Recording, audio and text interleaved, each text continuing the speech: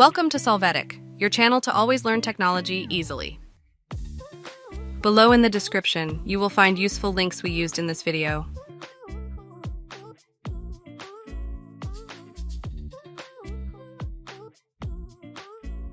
Today in Solvetic, we will see how to fix that Bluetooth taskbar icon is missing in Windows.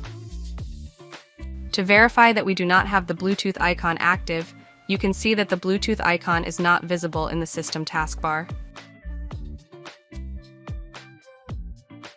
To fix it, you are going to open the Start menu and click on Settings.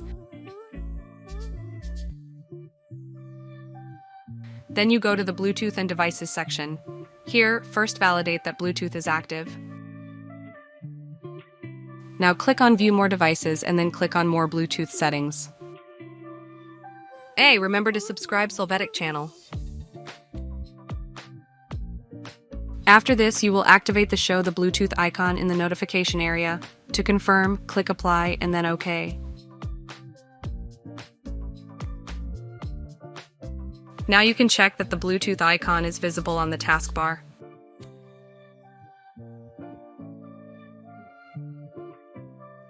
We hope it has been helpful for you.